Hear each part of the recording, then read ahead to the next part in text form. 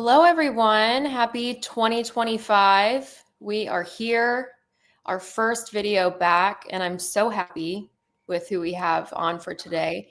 A great way to start the year. So we are back in our fourth year of doing the ABCs of Canadian whiskey with Gina, Dave, and Ricky, our favorite trio. So just like always, we're joined with these three and our 100 students that are part of this year's course. In its fourth year, we now have 400 people that are part of this community, and it's just continuing to grow. So that's really exciting and cool.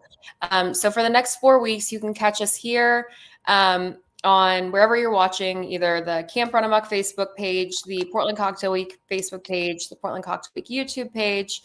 And make sure to go in and like and follow all of those pages as well, so you can continue to get education like what you're going to see here today. Today, we're learning all about the history and category regulations of Canadian whiskey. So week one, starting off right.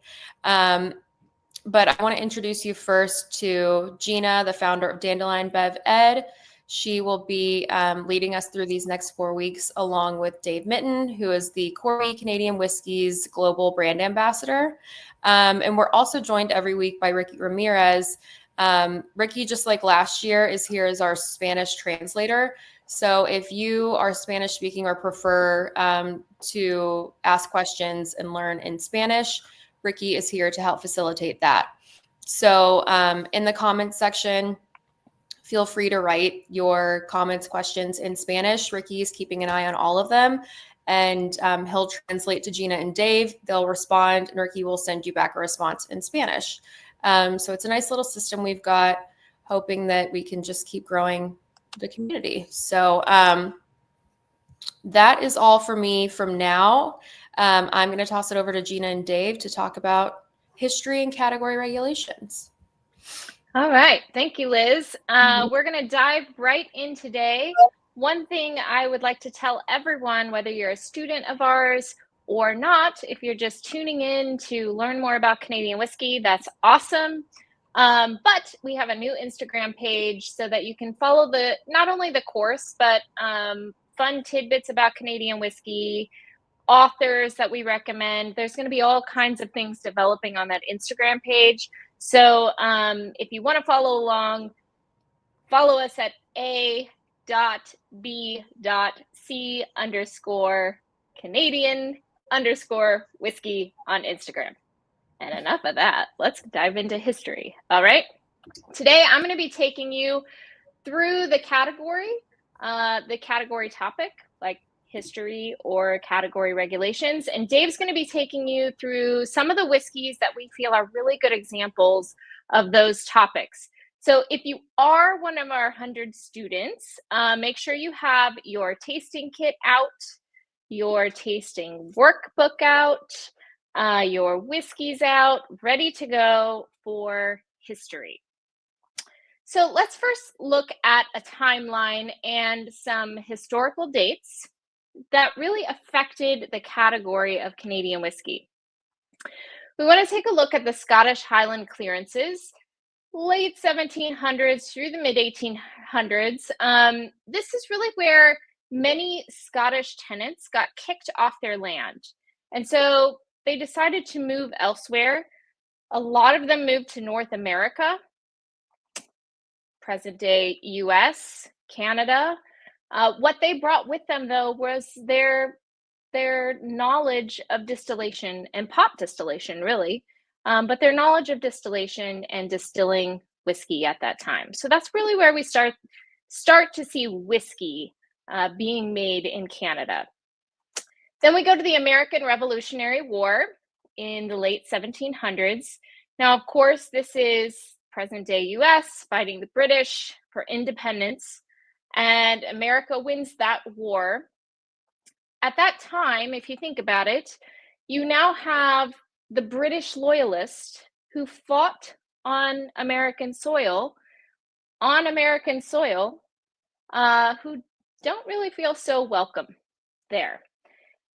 It wasn't just a plane ride home, a quick hop and a jump home. So many of them decided to move north into what is now Canada or Canadian territory. So these are our British loyalists that moved up. Why is this important to Canadian whiskey?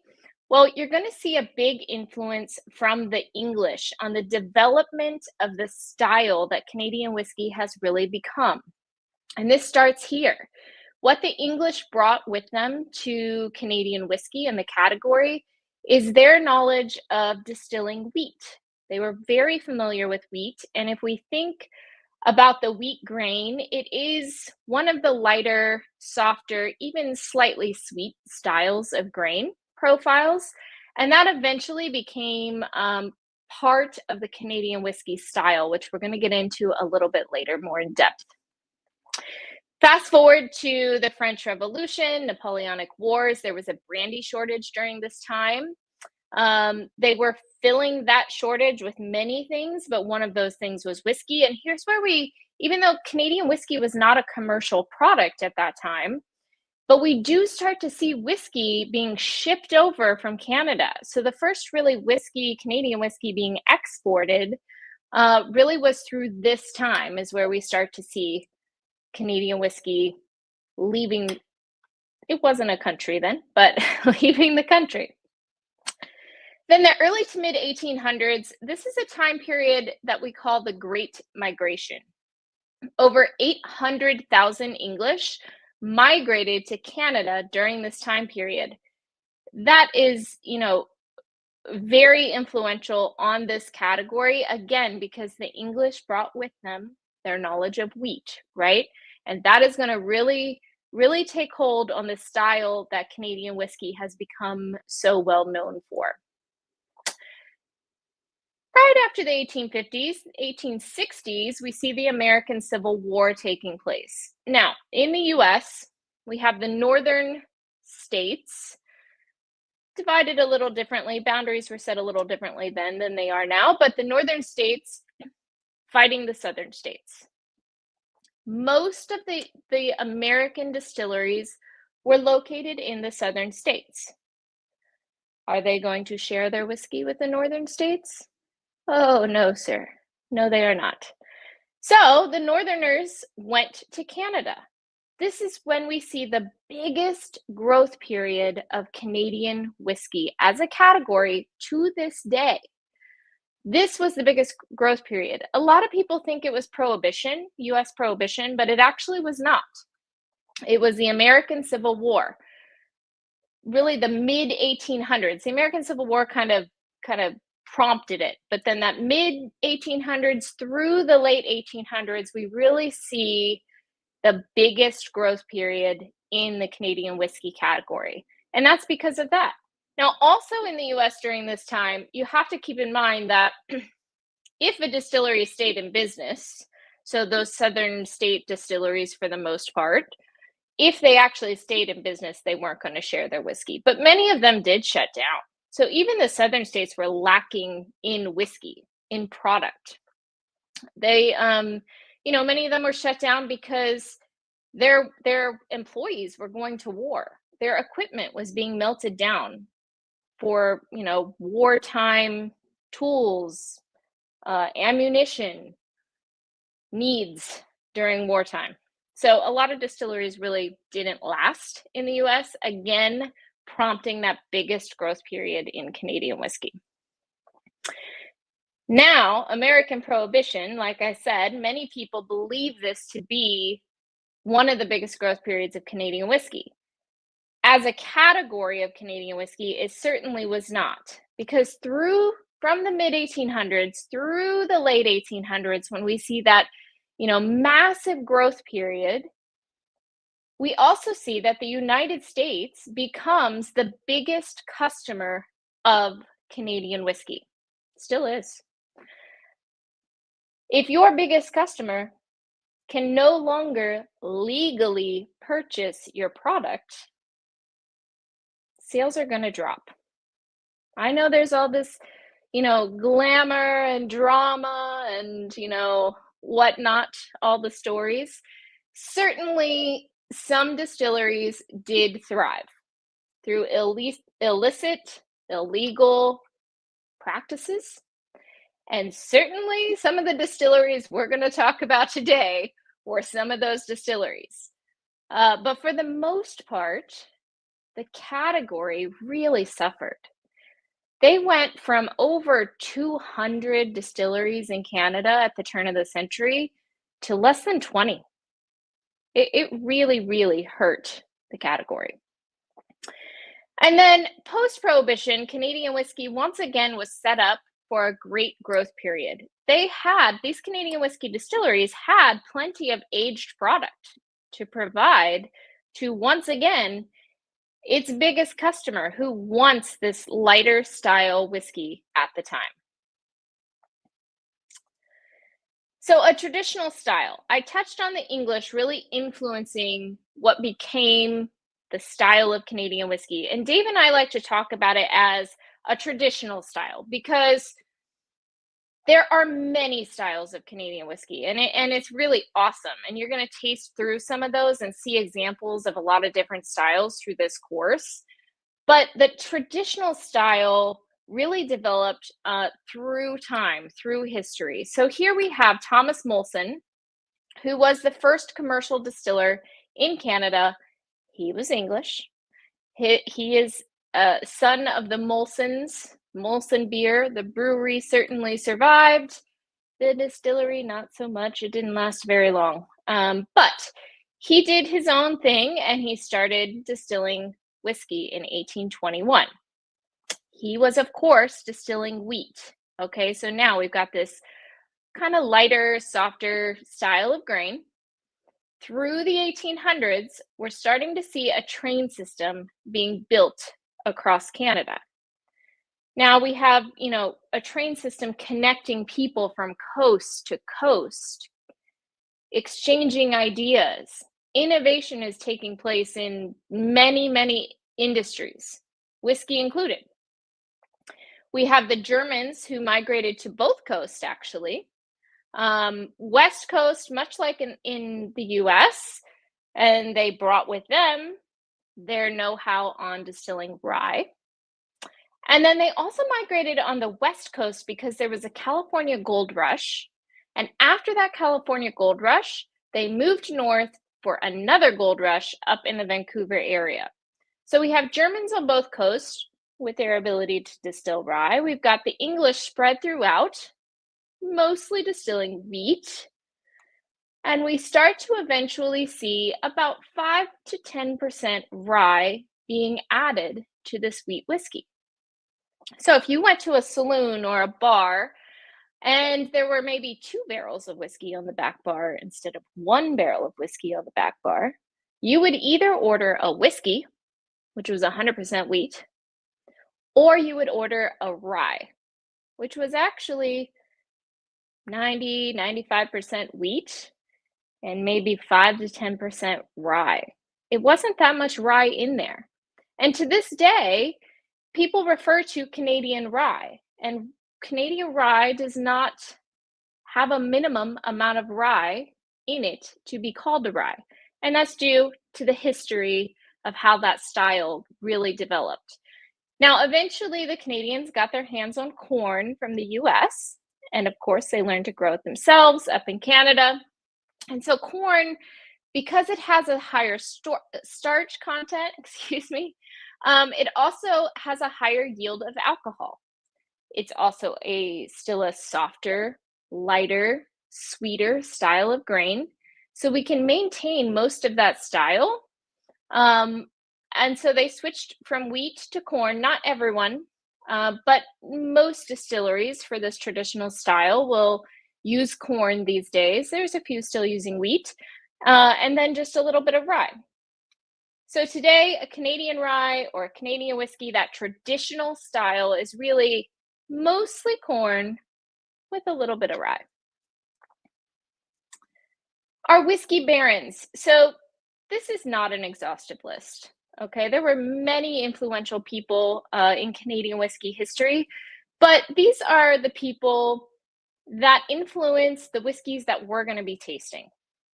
We have William Gooderham and James Wort Sr. on the left. Of course, James is not pictured there because we cannot find a picture of him. But they were brothers-in-law. We have J.P. Weiser, Henry Corby, and Hiram Walker.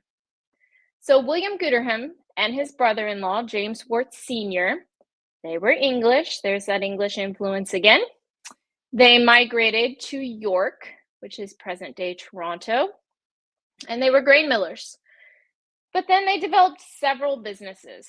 They really led the community and drove the community. They were politicians. They were grain millers. They were many things. They were on the currency. Dave's going to dive into their history a little bit more when we do the tasting. But when they're milling grain, at that time, it's primarily a barter system. There's currency, but there's primarily a barter system for how people are paying each other. So a farmer brings his grain to the mill to be ground down, and for payment, he leaves whatever the agreed amount is behind, maybe 10% of it. So they start stockpiling this grain, and they're selling it to groceries and bakeries, but they can't sell it all before it rots. So they decide to distill their first whiskey in 1837. By 1846, one of their employees, Mr. Riley, developed a double column distillation in Canada and patented it. Now, this wasn't the first double column distillation, if you're familiar with Scotch whiskey history and Annius coffee, but this was a special style of still that really changed, again, that traditional style of Canadian whiskey, because we're going from kind of a moonshine, harsher style from distillation to now double column distillation, which is stripping out a lot of the harshness and leaving that very soft style. And people raved about it.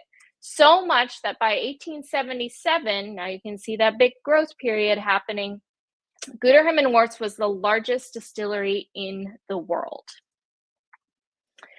J.P. Weiser, he was an American. He lived in upstate New York, and he was a cattle breeder.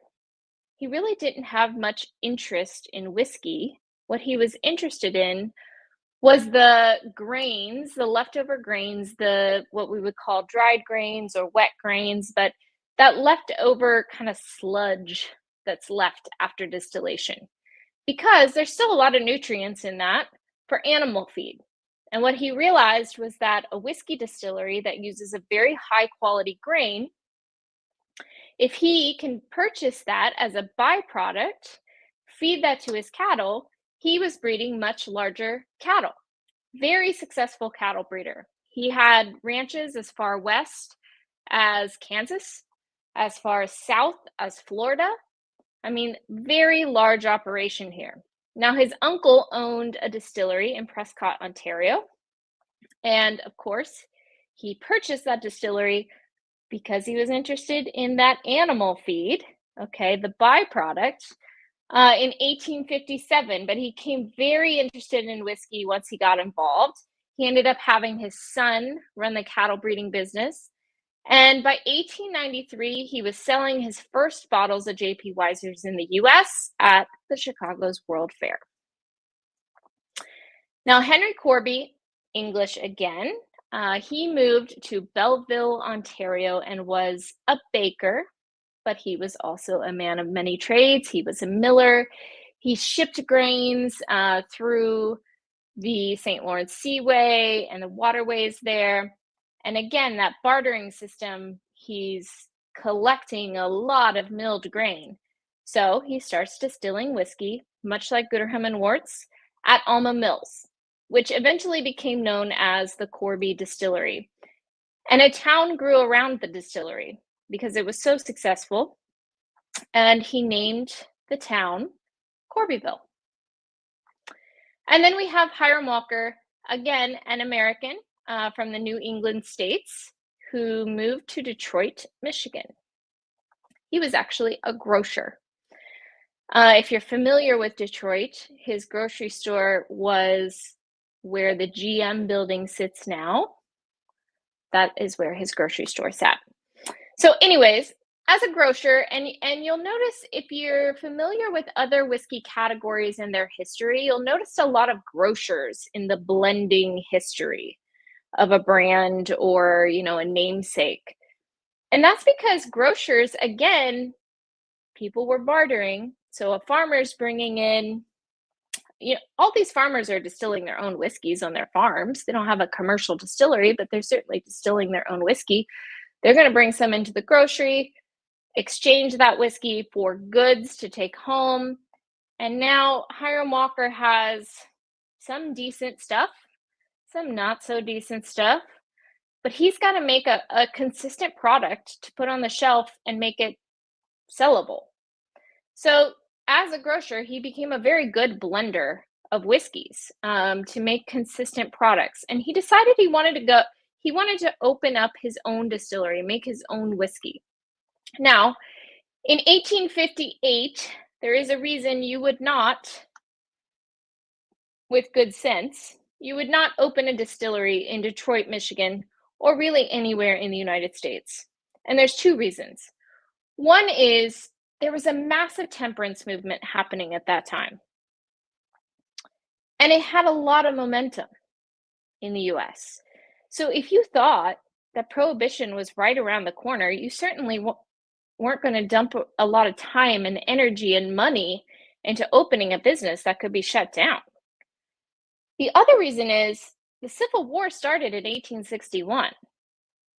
Back then, it wasn't like surprise attacks. We talked about war for years leading up to it.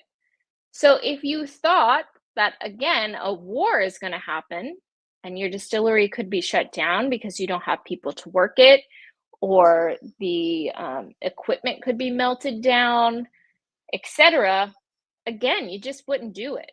So he went across the river to Windsor, Ontario. And today the distillery still sits there right on the river overlooking Detroit, but it opened in 1858. And present day, it has become one of the largest distilleries in North America. Okay, so let's talk about aging whiskey in the context of history here. This is a very fun fact. Most people are surprised by this, but Canada was the first country to mandate a minimum aging requirement.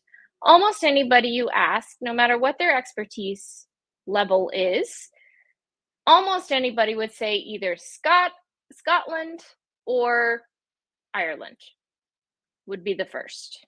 But it was not. It was Canada. So let's look at how that came about. In 1887, Canada mandated a 1-year aging law. And there were a couple reasons for this. One of them was because, like I said, there was this huge growth period. So there were lots of what we would call today craft, micro, macro distilleries kind of popping up all over the place, right?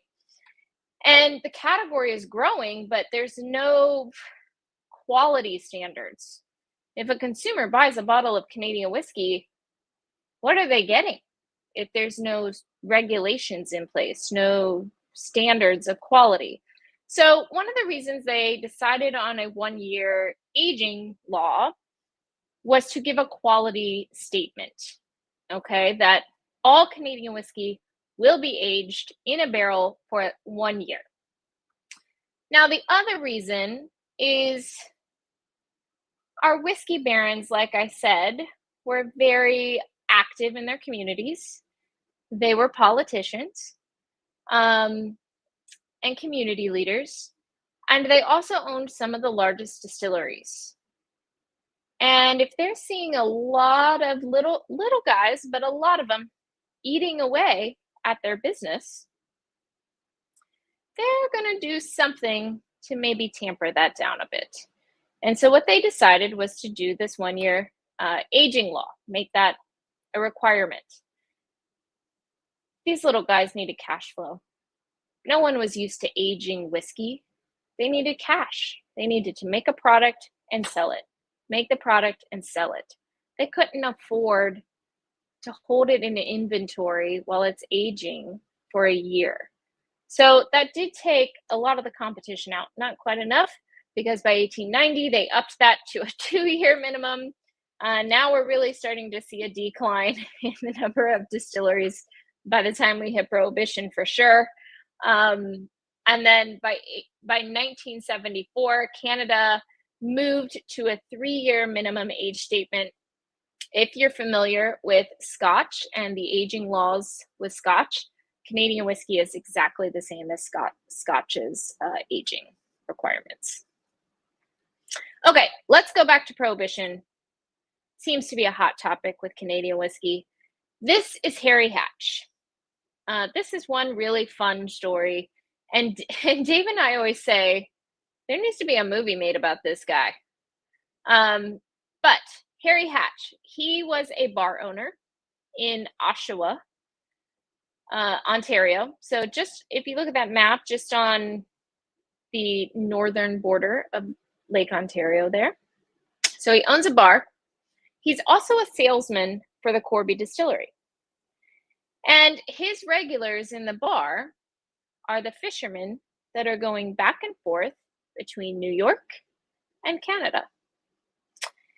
It's Prohibition. Harry decides to, we'll say employ, that's a loose term here, but employ the fishermen to illegally take Corby whiskey in their boats to the US and sell it. And they do. And Corby is making so much money during this time. So he goes to the owner of the Corby Distillery at that time, which was Mortimer Davis. And Mr. Davis, he goes to Mr. Davis and he says, you know, I know what I'm doing here for you. A lot of other people are shutting down, not surviving. I want a piece of the pie.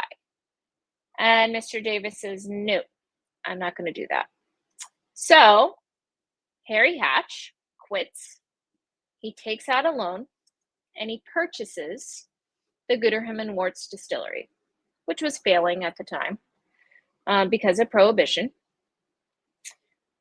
Okay, so he's got Gooderham and Worts, moves all that business to Gooderham and Worts. Of course, that's doing extraordinarily well. So well, that was in 1923. 3 years later, he was able to purchase the Hiram Walker Distillery for $14 million in cash. Cash. It was actually valued at $28 million. Hiram Walker was in a bit of legal trouble, so he wanted out quickly. But $14 million in cash in the 1920s, 3 years later. Amazing. And then, of course, by 1932, he goes back to Mortimer Davis and says, you're not doing so well, but I'll buy your distillery. At that time, Mortimer Davis had just purchased the J.P. Weiser's distillery. He had moved that production over to the Corby distillery, and Harry Hatch bought them both. And all of that production or brands that are influenced by those distilleries are today being made at the Hiram Walker distillery. So super fun story about Harry Hatch and some illegal whiskey trade happening. But that is a distillery that did really thrive during Prohibition, 4 of them. Okay, so back to our timeline. Just to see where all of that sits. This is our timeline from the very beginning. Here's our whiskey barons. We've got Thomas Molson. His business doesn't even last through the 1830s. So he got us started, but he didn't go for very long. Then we've got Gooderham and Worts, J.P. Weiser, Hiram Walker, Henry Corby. And then we start to see the aging coming into effect right up to 1900, right? Now, by 1900, the Big Five, they were called, which didn't include Thomas Molson, it actually included Mr. Seagram's. They controlled the market. And you can see why. And then at Prohibition time, here comes Harry Hatch, set and ready to go. Okay, we are going to dive into the tasting portion. Make sure you have your tasting booklets out for our students who have them. There is a history section. That's where we're at. We're going to start with the 10-year-old, and I'm going to pass it off to Dave. Quickly, just sorry, 2 quick things. Sure. Just because I'm seeing a lot of chatter in the chats. Quickly, 2 things. if some of you still don't have your kits, I know some of them are in transit. Some of us are in snowmageddons that our cities and infrastructures aren't prepared for, New Orleans in particular. So I know some things are delayed there. You are totally fine. This recording will live forever on the channels it's being streamed to. So once you get your kit in hand, hopefully by the end of this week, you can go back and do the interactive tasting in front of your computer. Totally fine. You're not going to miss a thing, which leads me to my second point. Yes, this is recorded. It will forever live on the channels that it's being streamed to. So wherever you're watching it, whether on Facebook or YouTube, it will live there forever. So if you need to go back and watch, then please do. So those are my 2 points. Back to you, Dave. Thank you. And I'm catching up now. I realized I was on the wrong area. Now I'm looking at all the questions. Sorry about that. Okay. First, we're going to do JP Weiser's 10-year-old. If you're missing your kit, it will be there soon. We'll get one to you. As Gina spoke about traditional Canadian whiskey, JP Weiser's is certainly our brand that focuses on traditional. Lean, light style, double column distilled corn whiskey with a little bit of rye added to it. Traditional Canadian whiskey is generally a majority of a soft corn with a little bit of rye blended in. When you think of a lot of the big names and brands out there, that's what you're looking at. Now, JP White, we're going to get into production next week, but basically, Canadian whiskey, all of our grains are kept separate from beginning to end. So they're fermented separately, distilled separately, aged separately. What you've got in the JP Weiser's is 2 distillates of corn, 1 of rye. 1 corn is aged in ex-Canadian whiskey casks, which accentuates a lot of the grain and yeast characteristics. 1 corn distillate is aged in New American oak. You get a lot of that vanilla, warming toffee caramel. And then the once column distilled rye is aged in ex-bourbon casks. And you get a little dried fruit notes from that. Blended together, 10-year-old whiskey. I mean, on the nose, this light, rich, lean corn. I always get a little like frosted flakes off of this, is what Gina and I will say, or a little creme brulee. First sip, very light, very easy sipping. This is traditional Canadian whiskey. Now, if you get a little warmth, that's because this is actually quite high percentage of rye for a Canadian whiskey. There's about 10% rye blended into this, which is, to our American students, they might think that seems pretty crazy because your straight rye is 51%. Canada's rules are very different, which we'll be getting into. But this is beautiful whiskey on its own. We see it on a lot of Boilermaker lists. We see cocktails, more tall, vibrant, zesty, refreshing cocktails. You're not seeing people using big vermouths or herbal liqueurs that might overpower this style of whiskey. Any thoughts on this right now? I'm like looking to see if anyone's saying anything. No. Frosted Flakes. I think that's a Gina one that I've stolen. I say Frosted Flakes all the time. So whoever said that, I totally agree. Yeah, this is just easy. As Gina went over, like JP Weiser's is quite well known in Canada. I realize with our American students, I hope you've heard of it. This is something back home where it's one of the best-selling whiskeys in our country.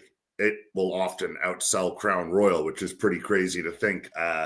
The brand itself, I still have a hard time grasping this, but the brand itself is older than Jack Daniel's. Like, it's been around for a long time, but outside of Canada, not really well known, and we're trying to change that. Seeing here, seeing orange peel for sure. Mm-hmm. Absolutely. Shall we move on, Professor? Let's do it. Little Gooderham and Worts. One thing I do want to point out, Dave, before you go on, is there is this polar histogram if you're following along with the tasting workbook. And there's a little super teeny tiny flavor wheel. So if you point the flavor wheel so that you've got yeast on one side, grain on the other, and wood on the bottom, you're going to line that up to kind of see through it because it's transparent to really see. This bar graph is telling you the elements that really stand out more. It measures the different elements. Okay. Carry on. And I mean, again, I think you've said it 100 times. We apologize for the size of the flavor wheel. And I mean, you can download it so you can read it better. Our bad. Next up, we just did traditional Canadian whiskey, JP Weisers. We'll do other expressions. You'll see the similarities. This is quite an untraditional Canadian whiskey, which we're going to be trying right now. Gooderham and Morts, as Gina has told you, over to the town of York, which is now the city of Toronto in the early 1800s or mid 1800s, where Toronto actually became the city in 1834, and they arrived in 1832. Canada became a country in 1867. So they were there in the early days, you can say. They really did help build Canada. You know, they were one of our first taxpayers. As Gina mentioned, they were on our money at one point.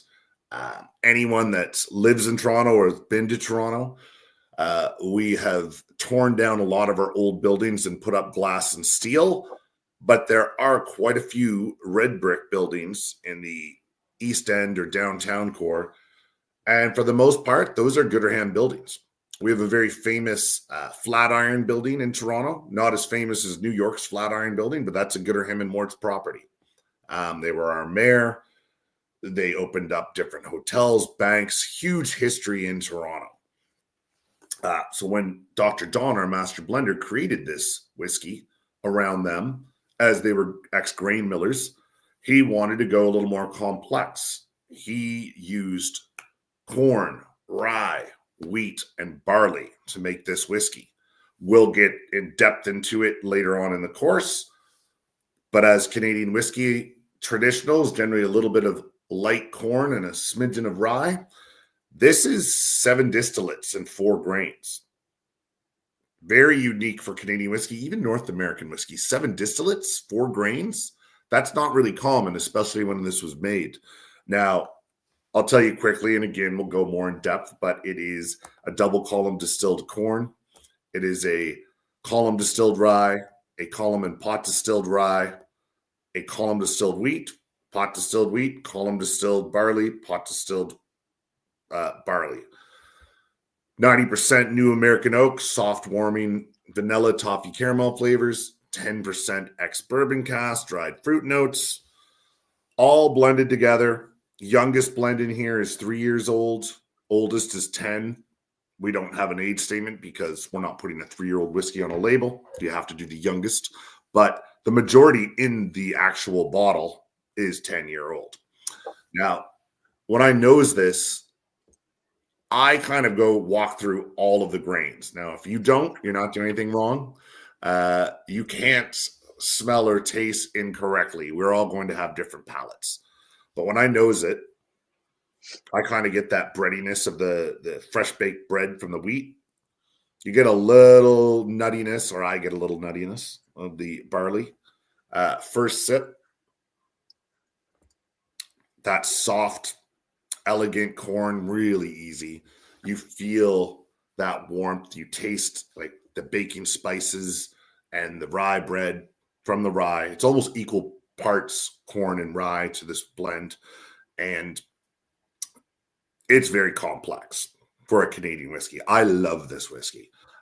We have noticed going across the US that bourbon drinkers who don't, sometimes they'll come up to our booths and tell us that they aren't fans of Canadian whiskey and just like bourbon, which is funny. We always thank them for taking the time to tell us that. But when we give them a sip of the Gooderham and Morts, I'll say most of them, there's a little smile on their face. They do love this. It's beautiful on its own. Dr. Don, being a bit of a Whiskey Geek did bottle it at 44.4 ABV as a 4-grain whiskey, so 88.8 proof. On its own, it's a stunner, but we love what bartenders do. And we'll see bartenders in Toronto, they'll get cheeky where it was Toronto's first whiskey. They'll use it to make a Toronto cocktail, which is great. Basically a bitter Manhattan from 1800s, 1900s, pardon me. And then also we like to make a whiskey sour with it. The first recording of a whiskey sour was from a menu at a Toronto tavern back in 1857. And we have no proof of this, but I'd like to think this was the only distillery in town. So if a sour was being made at a tavern in 1857, could have been something that came out of the Gooderham and Worts distillery. I'm seeing pairs well with my tea. There you go. Any other tasty notes? I mean, for me, this has just lots of layers of flavor. The more I taste it, or the more I sip on it, the more I taste. You know, it just kind of keeps developing on my palate, which I love. Absolutely. And it's a fun brand because there's such a history to the Gooderham and Worts, and we can create different blends with this. We'll sometimes do annual releases and do some really fun stuff with the Gooderham and Worts. A couple things I want to touch on before we head into category regulations. Someone asked, you know, what were the years that they really transitioned from using wheat to corn? And honestly, it's been very gradual through time. You know, when that first started happening, honestly, the first distilleries to use corn in Canada, the first commercial distilleries to use corn to make whiskey was the Hiram Walker Distillery and the J.P. Weiser's Distillery. And that is because their proximity to the U.S. That's where they were getting the corn at that time. But then gradually, just like anything, right? And I said today, you know, not everyone has made the switch. Some people, you know, really use wheat for that lighter base of the whiskey. So not everyone has made that switch. It's just kind of been a gradual, everyone using wheat to gradually a little bit people using corn, and then kind of half and half eventually. And then it's made its way to most distilleries using corn. Okay, so it's been very gradual over time. And then someone else asked about regulations on barrels, and we are about to jump into that. As for the tasting notes on your quizzes, you do not need tasting notes for your quizzes. However, I would highly suggest you familiarize yourselves with the whiskeys for the final test. Okay, on to category regulations. So I'm going to do a lot of comparing of Canada versus the US.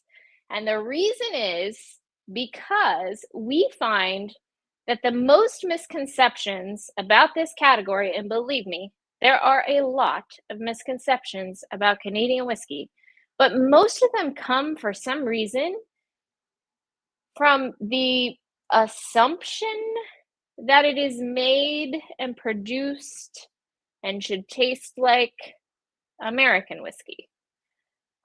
I do not understand why.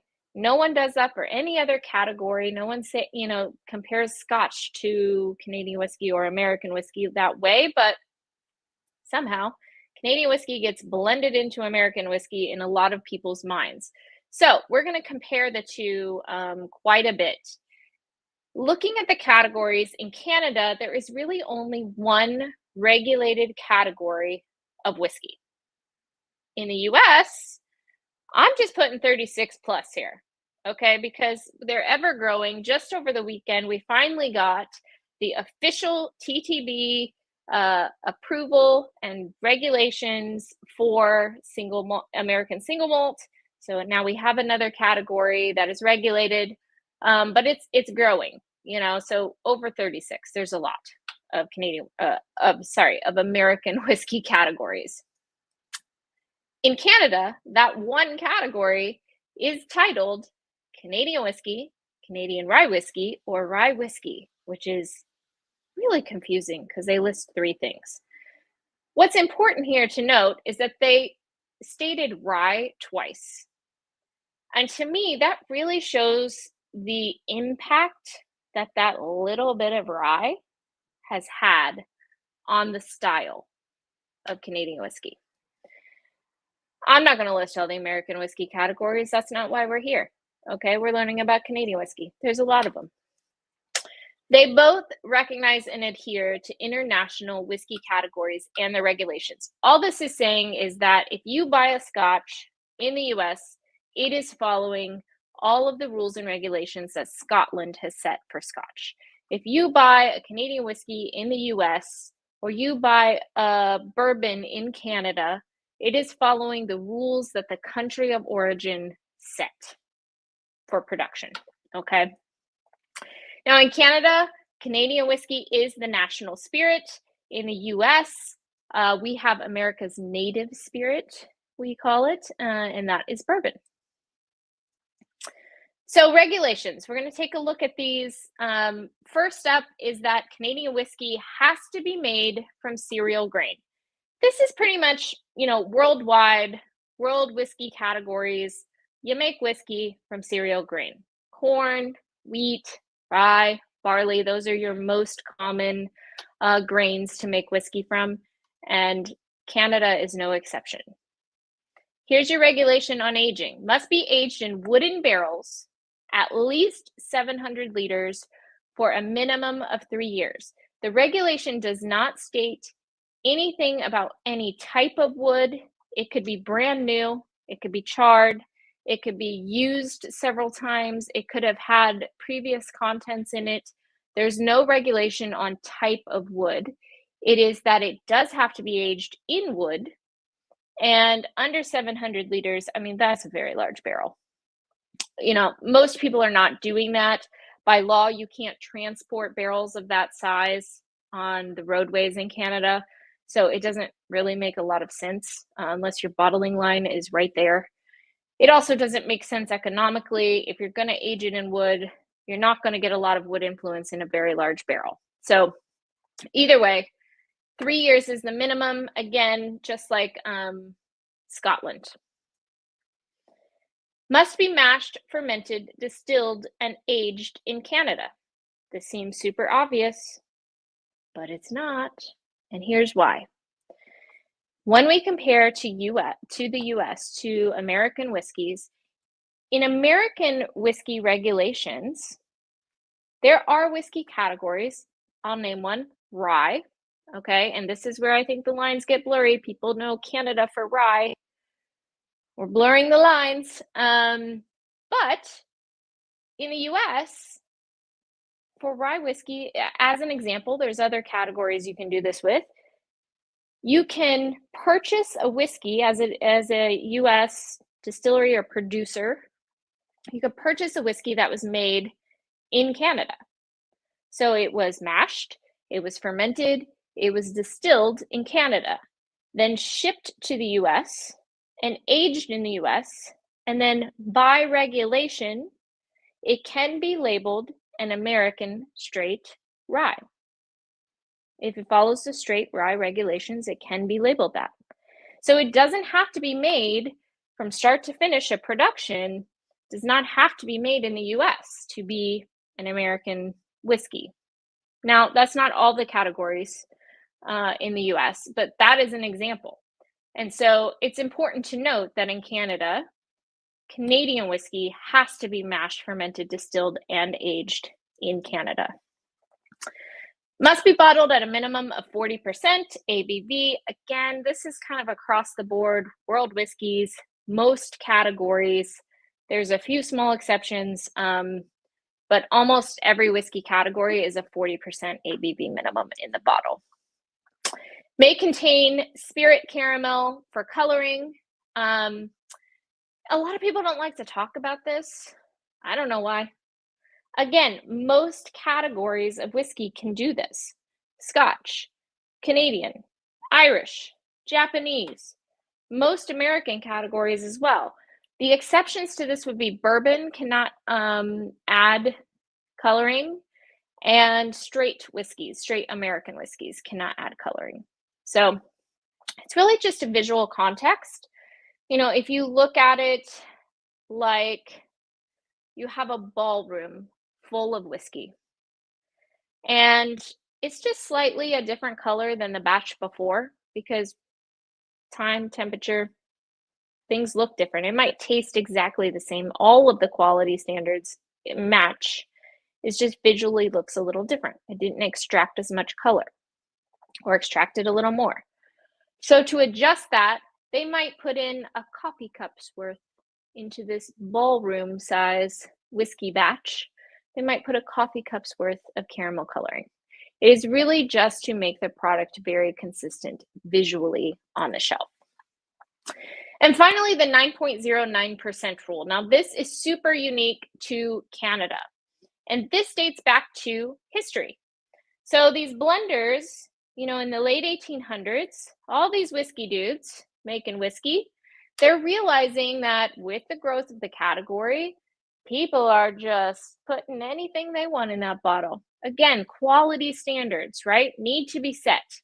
And our whiskey barons were adding things as well. They were adding things like cognac, rum, some ingredients that were more expensive than the whiskey that they were making. And that was to attract cognac drinkers into the whiskey category or rum drinkers into the whiskey category, much like we do today with flavored whiskeys, right? But they also wanted to give a quality standard because it was getting out of control. There were no boundaries on what was going into the bottle. So they came together and decided on a regulation that eventually came to life called the 9.09% rule, which said that for every 100 liters, they could add an extra 10 liters of either a minimum 2-year age spirit or wine. So nothing else is acceptable. And there are many misconceptions about this. So I just want to drive home here. Here's our biggest misconceptions: juice, sugar, and neutral grain spirit. No, they are not okay. You cannot put them in a Canadian whiskey. By regulation, do not belong. One of the things, you know, that this is solely my opinion, but I very strongly believe this, that this misconception about neutral grain spirit in Canadian whiskey comes from American regulations on blended whiskey. The way that Canadian whiskey is made, and we're going to get into this in more depth next week, is that we're making, for the most part, 100% corn, 100% rye, and then we're blending them.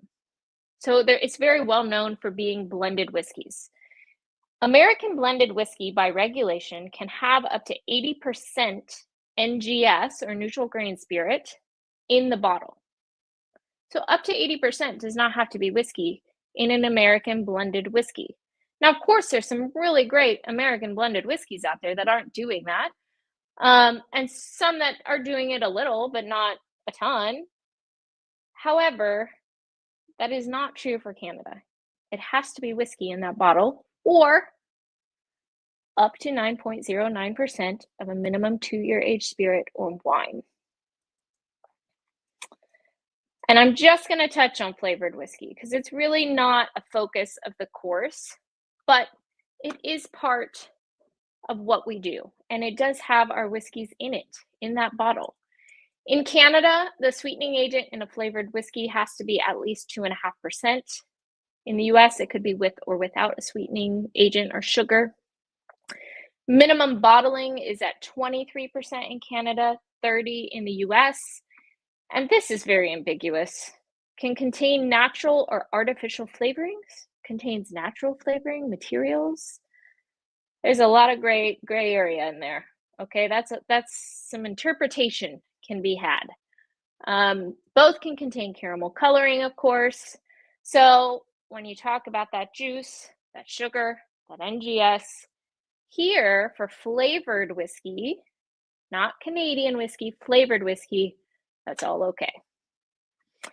Okay, Now, before I hand it back to Dave one last time to take us through our last two whiskeys, as promised until July of this year, I do need to make sure that everyone understands that Dave, as our global brand ambassador for these awesome brands, did win the Spirited Award for Best International Brand Ambassador this year. And everyone is super proud of him. Yay. Thank you, Gina Fawcett. You're welcome. All right, two more whiskeys today. I say we do the JP Weiser's 15 first. All right. If you're all right with that. Thanks, Kaz. Carly, thank you. Jess. All right, we're going to do the next. We did JP Weiser's 10, which was a 3 distillate whiskey, 3 different types of wood, bottle at 40 ABV, 10-year-old. Now, and traditional, the JP Weiser's 15. I've got in my little Whistler hotel room here. Very similar, actually. Very traditional. It too is 3 distillates, 1 rye, 2 corn. 1 corn is aged in New American oak. 1 corn is aged in ex-Canadian whiskey casks. And then the rye is aged in ex-bourbon casks. And you would say, well, that sounds exactly like the 10-year-old. Well, it is, except the 10-year-old has about 10% rye. The 15-year-old would have less than 5%.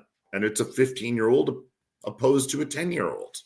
I always call this a crowd pleaser. If I go to a friend's cottage camp in Ontario in the summer, and you've got an older generation from their 60s to 80s hanging out, and you've got maybe some grandkids who are in their 20s, 30s. The older generation who grew up on meat and potatoes love that light corn style, lean whiskey. The younger generations growing up with more complex palates, liking crazier beers, different types of wine, spirits, they like this too. Nosing it, I'm going to bring it out again. You get a little bit of that frosted flakes. You know, when I nose our corn, it's very distinctive to me. You get that sweet richness. I always get creme brulee, and that's that little bit of rye with the baking spice in there. I smell a little bit of the rye bread. And then your first sip. So easy. Again, you get the richness of the corn. You get the baking spices. Not as much rye, you can tell, as the last expression. I get a lot of autumn florals on this. And one thing that's very unique with this blend, which I haven't said yet because I want to see, somebody type it. Has anyone tasted or knows, especially tasted anything on this that's unique to them on a whiskey? Don't be scared. You can't, type something out if you're getting something different. Okay. And most people don't. I was in Vancouver the other day at Kiefer Bar, and a gentleman called it out right away. And I was surprised. And I even told Gina about it later. It doesn't really happen. Mm-hmm. He got like a little banana and tobacco, and I was very impressed. Because this is the one expression we have that we take advantage of that 9.09 rule Gina was talking about, where you can blend in a 2-year aged spirit or a wine. And we've blended in less than 1% of a sherry into this expression. It's not on the label. We're not in charge of marketing. I think it's fun that you can say that you've done that. All right, Mike's liking my tasting notes today. He's all over it. So this one, I love it, and I love that little bit of sherryness at the end. Sipping on this on its own, I've had people make cocktails, but price point, it wouldn't make much sense to put it on your cocktail menu. I think it's about $60 a bottle. But this is, ripe banana for sure. I put it in your head though, earthy kind of. Okay. And again, it's a 15-year-old corn whiskey that's been aging in those casks out in our warehouses, which we'll get into later on. It is 3 o'clock. I'm gonna answer a couple of questions. Well, I'm gonna throw one to you. One is the spirit or wine, since we're talking about 9.09. Does it have to be Canadian? Does it have to be made in Canada? No. I mean, we never talk about other brands, but there's some pretty well-known Canadian whiskey brands out there that they use bourbon to attract an American drinking crowd. Wines, brandy. There's even some where, I mean, I'll say it because this isn't talking about a brand, but like if you guys have heard of Bareface, they actually use the 9.09 rule to their advantage. Sometimes they've got one where they blend in mezcal. It's all over the label and they use it and it's really cool. I think it's when I first heard of the rule in my younger days and less educated, I felt that it was cheating or something. And then when you really learn how this is an ability to be incredibly innovative, and to be honest, Dr. Don would use it more often, but it's less expensive to barrel finish instead of buying an aged cognac or a Jamaican rum to blend into it. So it's actually more expensive to do it this way, is why we don't do it in a lot of our expressions. All right, let's taste the last one and then let these people back to their day. We'll make this one fast. This is our JP Wiser's Old Fashioned.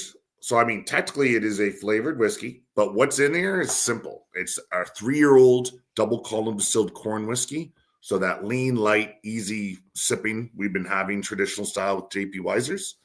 We use sugarcane syrup. We don't use fructose at all. We use sucrose.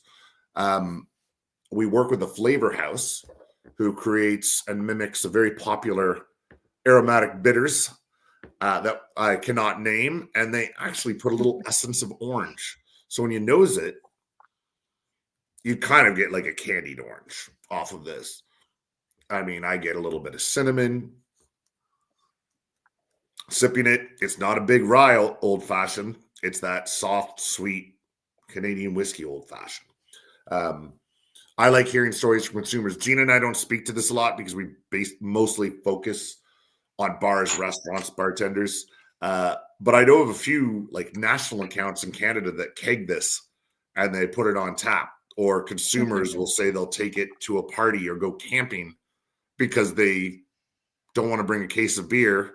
Hiking or a bottle of wine isn't enough for a 3-day weekend, but a bottle of this is something they'll bring along. Yeah. It's a very light, it's a Canadian style old fashioned, like that traditional style of Canadian whiskey. It's using a light corn whiskey. It's a light old fashioned. It's an easy, yummy sipper. Oh. Super easy.